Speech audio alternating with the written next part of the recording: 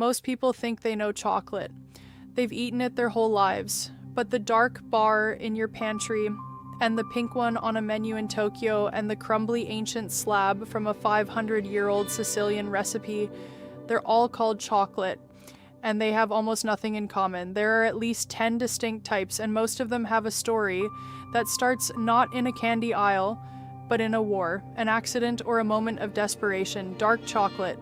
The story of dark chocolate starts around 1500 BCE in Mesoamerica, where the Olmec civilization first cultivated the cacao tree.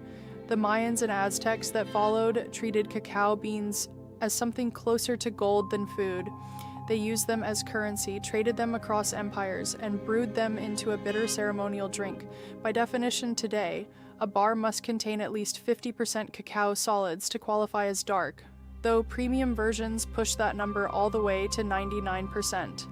That percentage tells you exactly how much of the bar actually comes from the cacao bean versus added sugar. The smooth, glossy texture we associate with dark chocolate came from 19th century Belgian chocolatiers who developed the conching process, grinding the chocolate continuously for hours or even days until the particles become impossibly fine. The higher the cacao percentage, the more complex the flavor gets.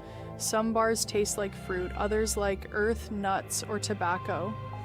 And that range comes almost entirely from where the beans were grown. Milk chocolate. In 1875, a Swiss chocolatier named Daniel Peter had a problem he had been trying to solve for 8 years. He wanted to add milk to chocolate, but the water content in milk kept causing the mixture to spoil or seize. The breakthrough came from his neighbor, Henri Nestlé, who had just invented powdered milk. Together, they produced the world's first stable milk chocolate.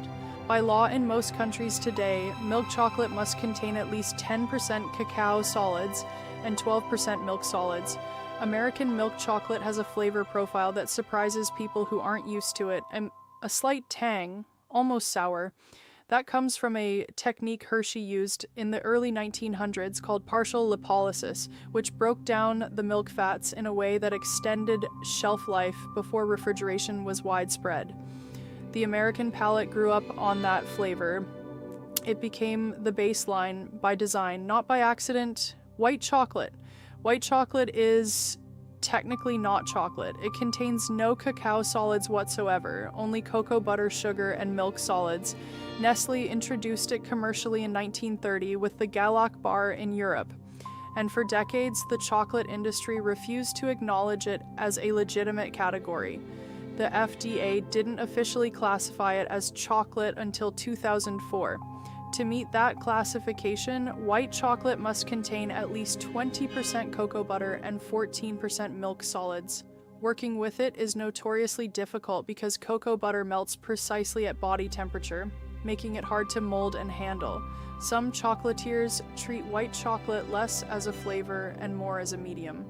A neutral base they carry other ingredients through: vanilla, matcha, freeze-dried raspberry. The chocolate is almost beside the point. Ruby chocolate. In 2017, Swiss chocolate company Barry Callebaut unveiled something that hadn't existed before. A fourth category of chocolate, naturally pink, with a distinctly tart, berry-like flavor, and no added coloring or fruit flavoring of any kind. Ruby chocolate comes from a specific variety of cacao bean found in Ecuador, Brazil, and Ivory Coast. When those beans are processed without the usual fermentation step, precursor compounds activate and produce the rosy color and fruity taste naturally. Barry Callebaut spent 13 years figuring out how to reliably unlock that reaction. To qualify under chocolate standards, Ruby must contain at least 47.3% cocoa products, placing it compositionally between milk and dark. The taste is tart and slightly acidic and annoying.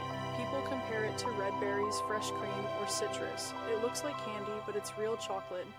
Blonde chocolate. Blonde chocolate, also called caramelized white chocolate, was discovered entirely by mistake. In 2006, French pastry chef Frédéric Bao left a batch of white chocolate sitting in a bain-marie far longer than intended. Instead of burning, it slowly turned golden. The milk solids had caramelized. caramelized, and the flavor had transformed into something rich and toasty, with notes of shortbread and salted caramel. Chocolatier Valrhona later commercialized it under the name Dulce in 2012. The science is the Maillard reaction, the same chemical process that browns bread, sears meat, and toasts coffee. Applied to chocolate at around 120 degrees Celsius over several hours, it creates entirely new flavor compounds. The result sits somewhere between butterscotch and white chocolate, with the depth that white chocolate alone simply